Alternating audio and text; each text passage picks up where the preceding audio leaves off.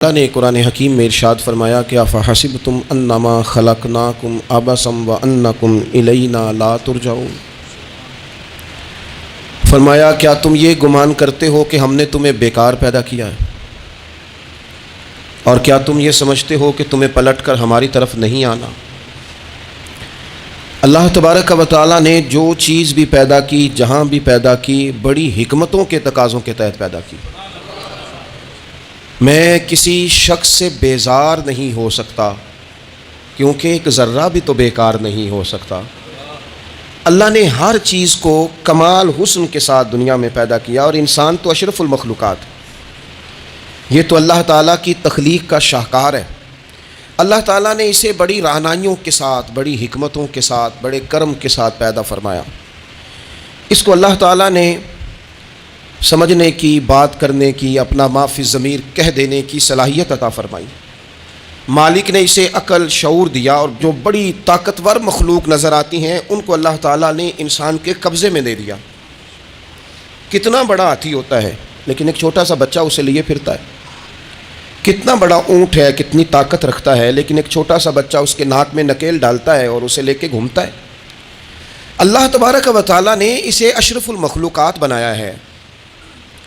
اتنے بڑے جہاز ایک انسان کے قبضے میں دے دیے ہیں۔ وہ جب چاہتا ہے جہاز اڑتا ہے، جب چاہتا ہے اسے زمین پہ اتار لیتا ہے۔ اللہ کی دی ہوئی طاقت سے ملکوں کو سر کرنا، بڑی بڑی ٹیکنالوجی کو ایجاد کرنا خدا نے اپنی توفیق سے اسے عطا کیا۔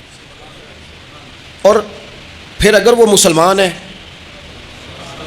پھر اگر وہ حضور کا غلام ہے، تو پھر تو فرمایا کنتم خیر امۃ اخرجت للناس، انسان ساری مخلوق میں افضل ہے، اور میرے محبوب کا کلمہ پڑھنے والے سارے انسانوں میں سب سے افضل ہے۔ ان کو اللہ نے اور زیادہ فضیلتوں سے، برکتوں سے مالا مال کیا۔ یہ وہ مخلوق ہے، یہ وہ لوگ ہیں، یہ وہ امت ہے کہ جو صرف ارادہ کرتی ہے نیکی کا، کرتی نہیں، ارادہ کرتی ہے تو اللہ نیکی کرنے کا اجر عطا فرما بھی دیتا ہے۔ یہ ابھی پلان کرتی ہے کہ میں یہ کام کروں گا تو رب اس کا ثواب شروع بھی فرما دیتا ہے، لیکن پتہ نہیں کیا ہو گیا ہے، لوگوں کو نیکی کے ارادے کرنے ہی چھوڑتے جا رہے ہیں، نیکی کی منصوبہ بندی کرنی ہی چھوڑ دی ہے، خیر کے لیے پلان کرنا ہی چھوڑ دیا ہے۔ بہت سارا وقت بیکار گزرتا ہے، بہت سارا وقت چوراہے پہ گزر گیا، بہت سارا وقت گپوں میں گزر گیا، عمرے دراز مانگ کے لائے تھے 4 دن، 2 آرزو میں کٹ گئے، 2 انتظار میں۔ ایک ڈھیر سارا طبقہ ہے جس سے پوچھتے ہیں کیا کر رہے ہو، تو کہتے ہیں بس کچھ بھی نہیں، ٹائم پاس کر رہا ہوں۔ تو میں کہتا ہوں یار اتنا فالتو ٹائم کہاں سے آیا جسے پاس کرنا پڑا؟ میں بور ہو رہا ہوں، تو میں کہتا ہوں بور ہونے کے لیے وقت کہاں سے لیا آپ نے؟ آپ تو مسلمان ہیں، آپ کا تو وقت شریعت نے بڑا قیمتی کر دیا ہے۔ آپ تو 1 منٹ میں 3 بار سورہ اخلاص پڑھ سکتے ہیں۔ آپ کو تو ذرا سا وقت ملے تو آپ جا کے 2 رکعت نماز کی نیت باندھ سکتے ہیں۔ آپ کو تو تھوڑا سا وقت ملے تو آپ کے تو نبی پاک علیہ السلام نے یہاں تک ہماری تربیت کر دی، ہمارے حضور فرمانے لگے تم کانٹا اٹھا سکتے ہو نا گلی سے، تو وہی اٹھا دینا، اس پر بھی رب صدقے کا ثواب عطا کرے گا۔ تو یہاں تو کانٹوں سے بھری ہوئی گلیاں ہیں۔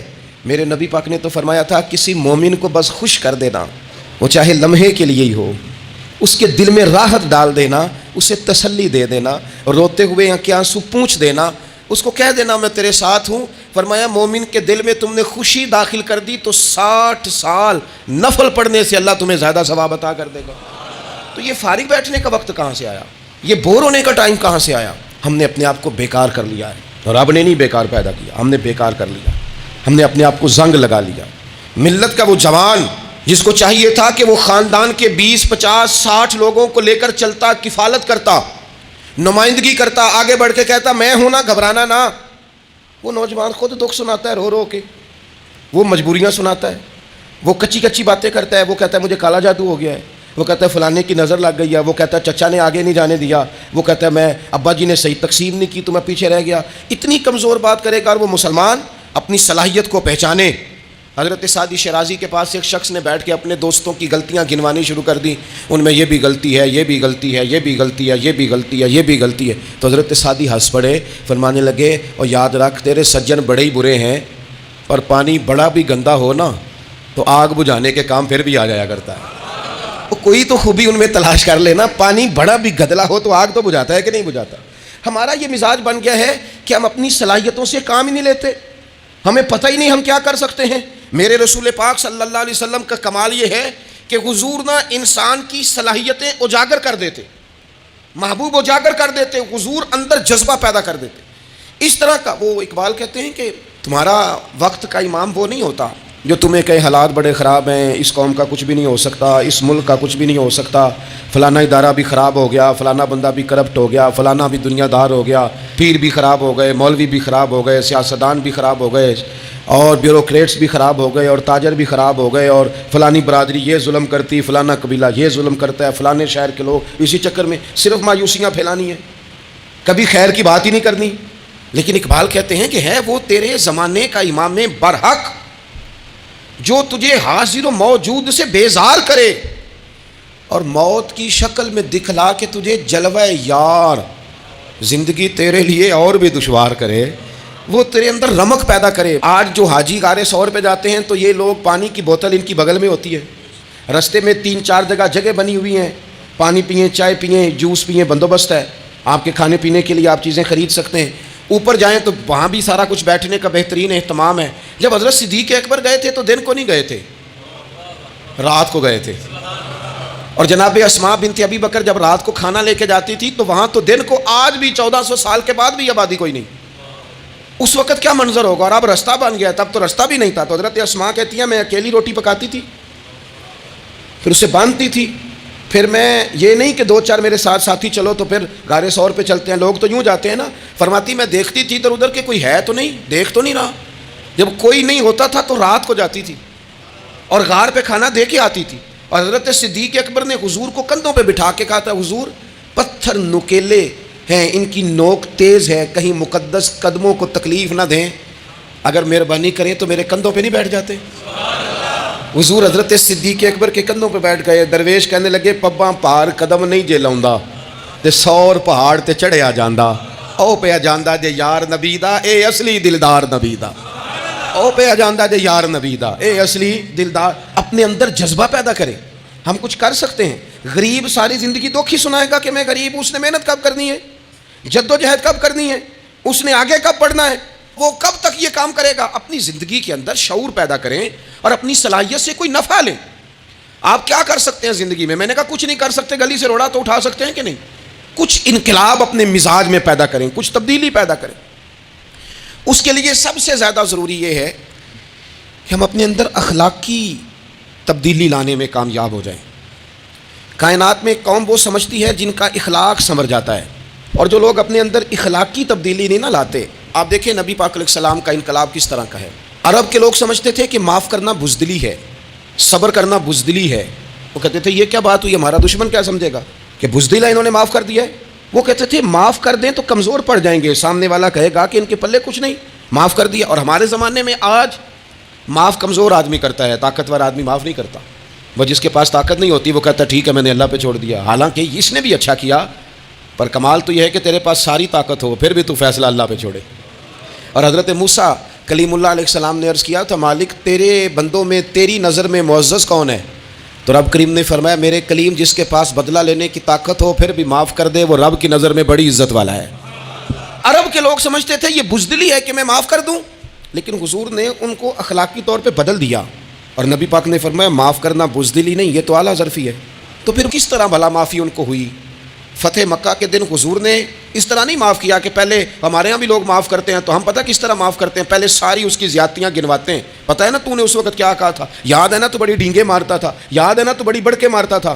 عرب کے لوگ سارے سامنے کھڑے ہیں، پتہ کون کون ہیں؟ اکرمہ بن ابو جہل آخری دن تک لڑے، ابو سفیان آخری دن تک لڑے، سارے لوگ سامنے کھڑے، کچھ بھاگ گئے ہیں جان بچا رہے ہیں. حضور نے کیا فرمایا؟ فرمایا پتہ تمہارے ساتھ آج سلوک کیا کرنا ہے؟ یا رسول اللہ بتائیے. نبی پاک نے فرمایا وہی کرنا ہے جو جناب یوسف نے بھائیوں کے ساتھ کیا تھا. بات ہی کوئی نہیں کرنی، پچھلا قصہ چھیڑنا ہی نہیں، نہ کانٹے بچھانے کی بات کرنی ہے، نہ روڑے مارنے کی کرنی ہے، نہ بدر میں آنے کی کرنی ہے، نہ احد میں پتھر مار کے دانت شہید کرنے کی بات کرنی ہے، نہ خندق کی بات کرنی ہے، نہ خیبر کی کوئی بات. جاؤ نہ معاف کیا، بات ہی کوئی نہیں کرنی، معافی دے دی. ابو سفیان کہنے لگے حضور مجھے بھی معافی ہے. سونیا تیرے کرم پہ قربان جاؤں. میرے کریم فرمانے لگے تو قبیلے کا سردار ہے، مکہ شریف کے لوگ تجھے بڑا سمجھتے ہیں، دیکھ حضور معاف بھی کرتے ہیں اور عزت بھی دیتے ہیں. فرمایا جا میں نے تجھے معاف کیا، اور جو تیری حویلی میں آ کے پناہ لے لے گا میں اسے بھی معاف کر دوں گا، اسے بھی معافی مل جائے گی جو تیرے گھر آ جائے گا. اب تبدیلی آ گئی. وہ جو اندر کفر تھا وہ ٹوٹ گیا، انقلاب آ گیا۔ یہی ابو سفیان جو کل تک مخالفت میں لڑتے تھے، پھر یہ حضور کے ساتھ جنگوں میں جاتے، اور اس طرح جاتے کہ حضور گھوڑے پہ بیٹھے اور جناب ابو سفیان نے گھوڑے کی لگام تھامی ہے، ہر میدان میں گئے، ہر جگہ خدمت کی۔ اکرمہ بن ابو جہل کا پتر ہے، کوئی کسر نہیں چھوڑی اس نے، حد کر دی، ہر جگہ لڑا، ہر مقام پہ۔ لیکن فتح مکہ کے موقع پر یہ بھاگ گیا تھا، جان بچا کے چھپ گیا۔ اس کی بیوی آئی، آگے کہنے لگی سونیا میرے چھوٹے چھوٹے بچے ہیں، مجھے پتہ چلا ہے کہ میرے شوہر کے لیے آپ نے ڈیتھ وارنٹ جاری کر دیے ہیں کہ جہاں ملے مار دیا جائے، صحابہ نے یہ اعلان کیا ہے، وہ سخت مجرم ہے، اس کے لیے سخت آرڈر جاری کیا گیا ہے۔ تو کریم کیا فرمانے لگے؟ حضور فرمانے لگے تو کیا چاہتی ہے؟ میں کوئی آپ کو قصہ تو نہیں نہ سنا رہا، خدا را مہربانی کریں، تھوڑا سا دل بڑا کریں، تھوڑا سا۔ وہ ساس کہتی ہے جی میں کہ معاف کر دیا جی، تو انہوں پتہ نہیں پیر صاحب میرے اندر زخم کنے نے، مثلا کیا ہے، گولی مار دی ہے کسی نے کسی کو۔ بہو سے کہیں تو کہتی ہے جی میں معاف کر دوں، اس کو معاف کر دوں، آپ کو بتاؤں اس نے تکلیف کتنی دی۔ مہربانی کرو، ایک دوسرے کو معاف کرو، اپنے دل میں گنجائش پیدا کرو۔ اس بندے کی بات ہو رہی ہے جو باپ سے لگا ہوا ہے مخالفت کرنے، ابے نے بھی ظلم کیے، اس نے بھی کیے۔ حضور اس کی بیوی سے کہتے ہیں کیا چاہتی ہے؟ کہنے لگی حضور معاف کر دیں اسے۔ تو نبی پاک صلی اللہ علیہ وسلم نے فرمایا ٹھیک ہے، یہاں تو معافی کا دروازہ تو سب سے زیادہ کھلا ہوا ہے، تو کہتی ہے تو چلو ٹھیک ہے معاف کیا، ہو گئی بات۔ اس نے جا کے جہاں چھپا ہوا تھا اسے کہا اکرمہ حضور نے تجھے معاف کر دیا۔ کہنے لگا کوئی کرنے والی بات کر، وہ معاف کرتے ہیں مجھے پتہ ہے، بڑا کرتے ہیں، پر جو میں نے کیا ہے وہ معافی والا نہیں۔ مجھے معافی ہو سکتی ہے، یہ کیسے ہو سکتا ہے، یہ کیسے ہو گیا، ہو ہی نہیں سکتا۔ اس کی بیوی پھر آئی، کہنے لگی حضور وہ مانتا نہیں، یہ تاریخ صرف میرے رسول کی ہے، یہ سیرت صرف میرے رسول کی ہے، کہ جس کو معاف کیا جا رہا ہے اس کی سمجھ میں بات نہیں آ رہی کہ بھلا مجھے معاف کر دیا ہے۔ حضور کہتے ہیں اچھا تو بتا وہ کیسے مانے گا؟ کہنے لگی حضور اگر کوئی نشانی دے دینا، عرب کے لوگ تلوار دے دیتے تھے، زرہ دے دیتے تھے، پگڑی دے دیتے تھے، چھڑی دے دیتے تھے، یہ دلیل ہوتی تھی کہ فلاں نے نشانی دے دی۔ اگر کوئی مل جائے نا نشانی، محبوبہ اس طرح تو کوئی نہیں کرتا جیسے آپ کرتے ہیں۔ کریم نے اپنے سر سے پگڑی اتاری اور فرمایا میری پگڑی بطور علامت کے نشانی کے لے جا، اسے کہہ دے میں نے معاف کیا۔ اب اکرمہ کو معافی ہو گئی، وہ آ رہے ہیں، یوں اخلاق بدلتے ہیں، وہ آ رہے ہیں۔ یہاں کوئی بڑا آدمی آئے نا تو پہلے اعلان ہوتا ہے فلاں بن فلاں صاحب آ رہے ہیں، اب ان کو دعوت دیتے ہیں، لیکن وہ اعلان چھوٹا کرتا ہے بڑے کے لیے۔ یہاں انوکھا باب ہے، اکرمہ کلمہ پڑھنے آ رہے ہیں، نبی پاک صحابہ سے کیا فرما رہے ہیں؟ فرمایا وہ کلمہ پڑھنے آ رہا ہے، اطاعت قبول کر کے آ رہا ہے، سر تسلیم خم کر کے آ رہا ہے، اس کے سامنے اس کے باپ کے کسی ظلم کا اظہار نہ کرنا۔ اس کے باپ نے بڑے ظلم کیے ہیں، زیادتیاں کی ہیں، ہم تذکرہ یہاں ہوتا ہے، لیکن اس کے سامنے نہ کرنا، اس کا تو ابا ہے نا، اس کا تو باپ ہے نا، کوئی بات نہ کرنا، اسے تکلیف ہوگی۔ کس کے لیے؟ صحابہ رو رہے ہیں، حضور یہ کس کے لیے تیاری کرا رہے ہو؟ وہ آ گئے، قدموں سے لگ گئے، کلمہ پڑھ لیا، کھول کے روئے، حضور میرے لیے بھی معافی ہے؟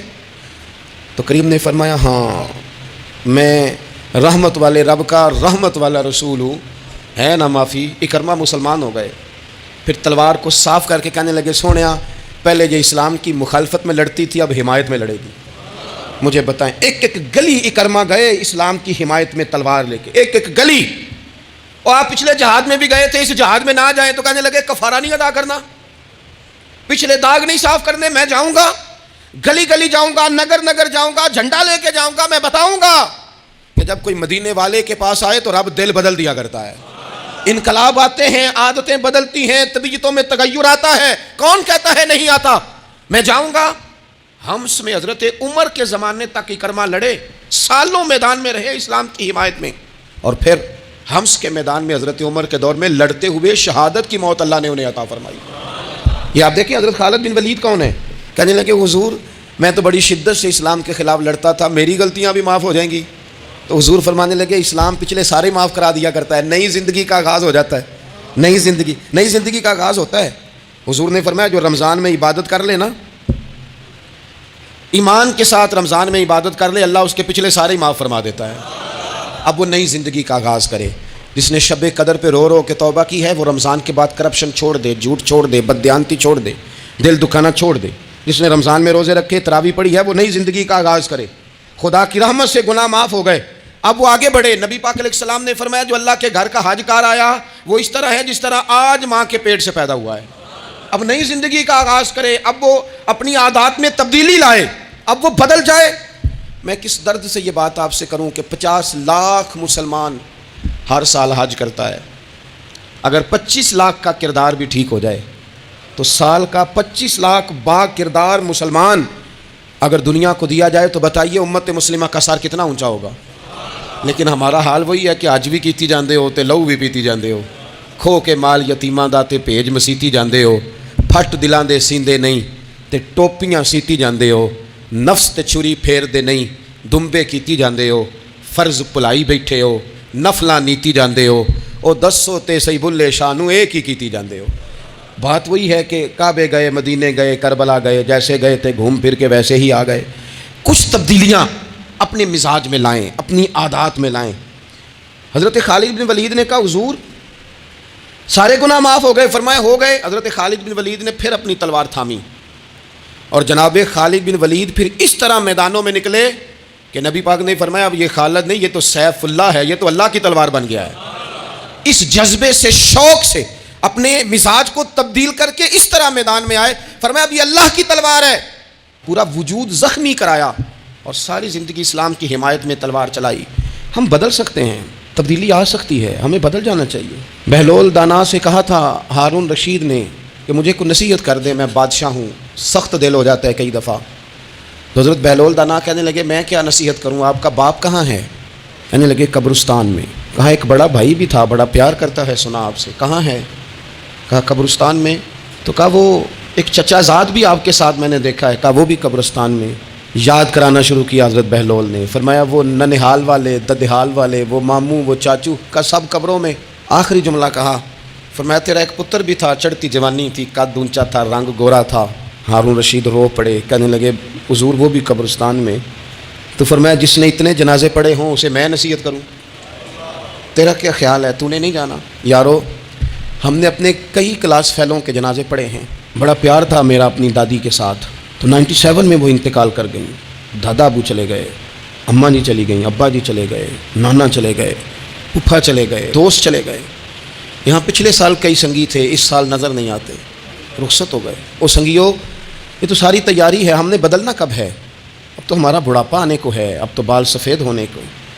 تبدیلی کس وقت؟ اللہ تعالیٰ نے قرآن مجید فرقان حمید کے اندر فرمایا اللہ ولی الذین آمنوا یخرجہم من الظلمات الی النور. اللہ مومنوں کا ولی ہے, وہ انہیں اندھیروں سے نور کی طرف نکالتا ہے, وہ رستہ دکھاتا ہے. بار بار راہ کھلتی ہے ہمارے سامنے پر ہم قبول کرنے کو تیار نہیں ہوتے. کچھ تبدیلی اب آ جائے, کچھ زبان میں مٹھاس آ جائے, کچھ ہمارے عمل میں پختگی آ جائے. ہم نہ بہت سارے کام لوگوں کو دیکھ کر کرتے ہیں, اس سے تھوڑی جان چھڑائی جائے. کچھ اپنے اندر جو قباہتیں ہیں کچھ اپنے ساتھ جنگ کی جائے. نبی پاک علیہ السلام نے فرمایا افضل جہاد اپنے نفس سے لڑائی کرنا ہے. اپنے آپ کے ساتھ کچھ جد و جہد کی جائے, کچھ اپنے خلاف بھی چلا جائے. ساری زندگی دوسروں سے لڑتے, دوسروں پر اپنی غلطیوں کا بوجھ ڈالتے گزر گئی, کچھ اپنے نفس پر بھی. حضرت باعث بستامی سے کسی نے کہا حضور میں نے اللہ تک جانا ہے, رستہ بتا دیں. فرمایا 2 قدم کا رستہ ہے. فرمایا 1 قدم اپنے نفس کی خواہش پہ رکھ لے تو دوسرا قدم تیرا رب تک پہنچ جائے گا.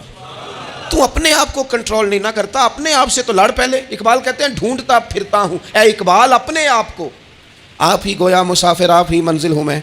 نبی پاک نہ تبدیلی کرتے. یہ جو لوگ کہتے ہیں نا کیسے بدلوں, تو حضور بدلنے ہی تو آئے ہیں, حضور بدلنے. حضرت مازن ایک صحابی ہیں, وہ کہتے ہیں میں بت کی پوجا کرتا تھا, امام بہقی نے لکھا ہے میں بت پوجتا تھا. ایک دن میرے بت کے اندر سے آواز آ گئی تو کب تک مجھے پوجے گا, مدینے میں تو حضور جلوہ فرما ہو گئے ہیں. کہتے ہیں 2 دفعہ 3 دفعہ بت مجھے پیغام دے رہا ہے کہ حضور کی طرف جاؤ. بت کہتے ہیں میں وہاں سے چلا, حضور کی بارگاہ میں پہنچا تو نبی پاک علیہ السلام کی خدمت میں حاضر ہو کے میں نے عرض کی یا رسول اللہ کمال ہو گئی, لوگ بتوں کو پوجتے ہیں اور میرا بت کہہ رہا تھا جا کے حضور کا کلمہ پڑھ لے. او سکیاں کھجوراں اگا جام دے تے پتھراں تو کلمہ پڑھا جام دے. فرمایا وہ انہوں نے مجھے بت نے بھیجا ہے. حضرت مازن کہتے ہیں حضور کی بارگاہ میں آیا, نبی پاک نے کلمہ پڑھایا تو میں نے عرض کی حضور میرے اندر کچھ قباہتیں بھی ہیں, کسی کی چیز دیکھ کے میرا جی للچا جاتا ہے, میں چوری کر لیتا ہوں, بدکاری کا بھی مزاج ہے, شراب نوشی بھی ہو جاتی ہے. کہتے ہیں حضور نے میرے سینے پہ ہاتھ رکھا, میرے لیے دعا کر دی. آپ فرماتے ہیں گردن اونچی تھی کبھی نیچی نہیں ہوئی تھی, پر وہ کلمے کی کیا برکت آئی کہ ایسا سر جھکا کہ وہ جھکا ہی رہا. ایسی تبدیلی آئی کہ آ گئی, نفرت ہو گئی. کہتے ہیں حرام مال آتا ہے تو میری طبیعت پہ بوجھ بن جاتا ہے. میں اکثر دوستوں سے کہتا ہوں کہ ہمارے ہاں لوگوں کا عجیب مزاج ہے, وہ اپنا مائنڈ سیٹ کر لینا، کبھی ذہن بنا لینا یہ چیز حرام ہے، تو وہ کبھی بھی حلق سے نیچے ہی نہ جائے۔ آپ گوشت کھا رہے ہوں اور بڑا اچھا پکا ہوا ہے، بہترین مسالہ جات لگے ہوئے ہیں، بہترین، آپ کھا رہے تھے گوشت، کوئی بندہ آپ کے کان میں آ کے کہہ دے صدقے کا ہے، اس کا منہ میں ذائقہ بدل جاتا ہے کہ نہیں؟ بھائی گوشت تو وہی ہے، یہ کیسے بدل گیا؟ کیونکہ آپ کے نا وہاں کمپیوٹر میں فٹ ہے کہ صدقہ میرے لیے درست، آپ وہ کہتے ہیں یہ تو فارم بن گیا، بھائی یہ کیا بن گیا؟ چلیں اس سے بھی آگے چلتے ہیں۔ آپ کھا رہے تھے گوشت اور بڑا لطف آ رہا تھا، تو کسی نے کہہ دیا کہ یہ تو جانور ٹھیک ہی نہیں تھا، بیمار تھا یا حرام تھا، ذبح ہی نہیں کیا تھا، صحیح طور پر ایسے ہی اس کو پکا دیا، مر گیا تھا۔ تو اب تو یہ حال ہوتا ہے کہ الٹیاں شروع ہو جاتی ہیں۔ کیوں؟ اس لیے کہ نفیس طبیعت پر نہ صدقے کا گوشت فٹ ہوتا ہے نہ حرام فٹ ہوتا ہے، کیونکہ طبیعت نفیس ہے نا۔ بس اس بات کو سمجھ لیں، جس طرح حرام بکرا طبیعت پہ فٹ نہیں نہ ہوتا، اس طرح کروڑ حرام بھی طبیعت پہ فٹ نہیں ہونا چاہیے۔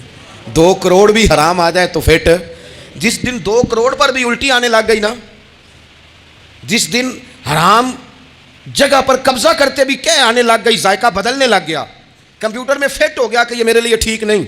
لیکن میں اکثر کہتا ہوں لوگوں سے، میں کہتا ہوں ہمارے ہاں بندہ دیکھ کے فتویٰ ہوتا ہے، یہاں کوئی غریب عیسائی ہو نا، ماڑا بیچارہ گلی میں جھاڑو دے کے روٹی کماتا ہے، تو لوگ مسئلہ پوچھتے ہیں، کہتے ہیں مولوی صاحب سائنہ روٹی کھانی جائز ہے؟ تو میں پھر ان لوگوں سے آگے سے پوچھ لیتا ہوں، میں کہتا ہوں یہ بتاؤ امریکہ کا صدر بھی عیسائی ہے، اس کے ساتھ جائز ہے؟ اتنے وزیر مشیر وزراء اعظم ملکوں کے جا کے کھاتے ہیں، کبھی آپ نے مسئلہ پوچھتے دیکھیں؟ وہاں تو جو مولوی مشیر بنے ہوئے وہ بھی بیٹھے ہوتے ہیں بیچ میں، وہ بھی بیٹھے ہوتے ہیں، اب بھی ان سے پوچھو۔ لیکن ہمارا مزاج یہ بن گیا ہے کہ غریب کے حق میں مسئلہ اور ہے اور امیر کا معاملہ ہے تو معاملہ اور ہے، اس سے نکلیں۔ یعنی اگر 5 روپے کسی کے گر جائیں تو وہ واپس کرنے بھی ضروری ہیں، اور 5 کروڑ گر جائیں تو وہ بھی۔ وہ ہمارے ایک دوست کہا کرتے ہیں کہ ایک صاحب تھے، ان کو نا بڑے قیمتی جوتے کا ایک پیر مل گیا کہیں سے گرا ہوا، انہوں نے وہ قیمتی پاؤں جوتے کا گرا ہوا اٹھایا اور وہ بندہ تلاش کرنے لگے کس کا گرا ہے۔ دیر تک وہ ڈھونڈتے رہے ایک پاؤں کس کا ہے، تھوڑی دیر کے بعد انہیں دوسرا پاؤں بھی مل گیا، پھر انہوں نے بندہ ڈھونڈنا بند کر دیا، انہوں نے کہا دونوں ہو گئے ہیں اب یہ کام آئے گا، لہذا انہوں نے بند کر دیا۔ میرے عزیز، یہ تو کوئی طریقہ نہیں ہے نا کہ آپ چیز اگر تھوڑی سی ہے تو اس پر فتویٰ اور ہے، اور اگر زیادہ ہے تو مزاجوں میں جب ہم یہ لے آئیں گے اپنی طبیعت میں، اور کب تک ہم نے اسی طرح رہنا ہے، کب ہم نے اپنے وجود سے کام لینا ہے، بیکار وقت کب تک گزرنا ہے؟ کتنے رمضان آئے گزر گئے، کتنے عمرے آئے گزر گئے، کتنی ہم نے دیکھا کہ بس بیمار ہو گئے ہیں، ٹھیک ہو جائیں گے تو پھر اس کے بعد ہم نے کوئی نماز نہیں چھوڑنی، لیکن ٹھیک ہوئے تو بھول گئے، نئی سے نئی بات شروع ہو گئی۔ ہم نے کتنی دفعہ کہا کہ آج کے بعد تبدیلی، لیکن کیوں نہیں تبدیل ہوتے؟ حضرت فضالہ بن عمیر ایک صحابی ہیں، کہتے ہیں میں عورتوں کا معاذ اللہ بڑا رسیہ تھا۔ ابو جہل نے جب اعلان کیا نا جو حضور کو شہید کرے گا تو اسے 100 سرخ اونٹ دیے جائیں گے، تو کہتے ہیں میں خنجر بغل میں دبا کے نا تو طواف کعبہ کرنے چلا گیا، طواف کعبہ۔ کہتے وہاں جب میں پہنچا تو میں نے دیکھا حضور بھی طواف کر رہے ہیں، تو نبی کریم نے مجھے دیکھتے ہی حضور میرے قریب آئے اور مجھے نہیں بتانا پڑا، حضور فرمانے لگے تیرا نام فضالہ ہے؟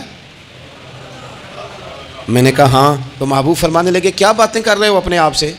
کہتے میں دل میں سوچ رہا تھا کہ طواف کرتے میرے قریب سے گزریں گے تو خنجر مار دوں گا، کیا باتیں کر رہے تھے؟ فضالہ کہتے ہیں میں تو جب آیا تھا تو ایک بی بی سے مل کے آیا تھا، میں نے کہا تھا کہ میں آج بڑی رقم لے کے آؤں گا اور معاذ اللہ تیرے پاس رات گزاروں گا۔ کہتے ہیں میں تو اس سے بات کر کے آیا تھا، تو میں اب حضور سید عالم صلی اللہ علیہ وسلم نے پوچھا تو فضالہ ہے؟ میں نے کہا ہاں۔ کیا باتیں کر رہے تھے اپنے آپ سے؟ میں نے جھوٹ بولا۔ میں نے کہا جی وہ تو میں تو ذکر کر رہا تھا اپنے دل میں۔ کہتے ہیں حضور مسکرائے اور مسکرا کے فرمانے لگے چل چھوڑ، جس کام آیا تھا وہ کرتا کیوں نہیں؟ میں جو تیرے سامنے کھڑا ہوں تو کرنا، خیال آیا مسلمان نیک و بد پہچان جاتے ہیں اور آقا آدمی کے دل کی باتیں جان جاتے ہیں، کرنا وہ کام۔ تو فضالہ کہتے ہیں کہ میں کانپ گیا، میرے ہاتھ سے وہ خنجر گر گیا، حضور نے میرے سینے پہ ہاتھ پھیرا، اس طرح پھیرا کہ زندگی میں اتنا سکون کبھی نہیں ملا، اتنی ٹھنڈک کبھی نہیں ملی، اتنا قرار کبھی نہیں آیا، اس قدر زیادہ آزمائش کبھی نہیں آئی، میں قرار محسوس کرنے لگا۔ کہتے ہیں حضور فرمانے لگے کیا وہ وقت نہیں آیا کہ تو کلمہ پڑھ جائے؟ کہتے ہیں میں نے فوراً کہا حضور آ گیا ہے وقت، پڑھائیں مجھے کلمہ۔ کہتے ہیں نبی پاک نے کلمہ پڑھا دیا، میں مسلمان ہوا، میں واپس لوٹا تو وہی عورت بن سنور کر تیار ہو کر گلی میں کھڑی تھی۔ عادتیں بدل جاتی ہیں، شرط یہ ہے کہ ہم تھوڑی سی کوشش کریں، شرط یہ ہے کہ ہم اپنے آپ کو اللہ رسول کی بارگاہ میں پیش کریں۔ اور میرے دوستوں، میرے بزرگوں، ہمیں سب سے زیادہ تکلیف میں ہماری اپنی عادات نے ڈالا ہے، ہماری اپنی خواہشات نفس نے ہمیں زیادہ آزمائشوں میں ڈالا ہے۔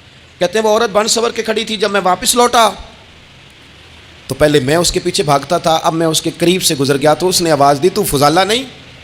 کہتے ہیں میں چپ کر گیا. وہ پھر پیچھے دوڑی، میرا گریبان پکڑ کے کندھا پکڑ کے ہلایا تو فضالہ نہیں؟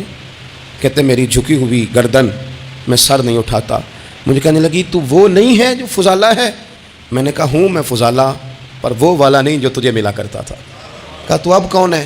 کہنے لگے میرا ٹائٹل بدل گیا ہے، میرا تعارف بدل گیا ہے، اب میں رسول کائنات کا غلام ہو گیا ہوں. ہم لوگ مجھے مسلمان کہتے ہیں، اب میری نگاہوں میں جچتا نہیں کوئی، جیسے میرے محبوب ہیں ایسا نہیں کوئی. کہتے ہیں بدل گئی عادت، میں وہی ہوں پر میرا لہجہ میرا مزاج ہی بدل گیا. حضرت جریر ابن عبداللہ کہتے ہیں میں کاروبار کرتا تھا اور مجھے بڑا سلیقہ آتا تھا کاروبار، میں سستی ترین چیز خریدنے کا ملکہ رکھتا تھا. لیکن فرماتے ہیں کہ جب میں حضور کا کلمہ پڑھنے گیا تو نبی پاک نے مجھے فرمایا میرا دین کسی کا بھلا کرنے کا نام ہے، الدین النصیحہ، خیر خی کرنا. فرماتے ہیں پھر میں نے نصیحت کو پلے باندھا، ایک آدمی سے گھوڑا خریدا 300 دینار کا. گھوڑے کو پکڑ کے میں نے جب تھوڑا آگے چلایا تو وہ تو بڑا نرم مزاج تھا، پنجابی چاکیدہ ساؤ ہے بڑا، اور میں نے کہا یہ تو گھر میں بھی رکھا جا سکتا ہے، یہ تو 400 کا ہے. پھر میں نے اس پر سواری کی تو وہ سواری کے لیے ہی بڑا اچھا تھا. میں نے کہا یار تیرا جانور 600 کا ہے. کرتے کرتے جب میں نے اسے 1000 دینار تھمایا، 400 میں سودا ہو گیا تھا، اس نے دے دیا تھا گھوڑا یا اونٹ.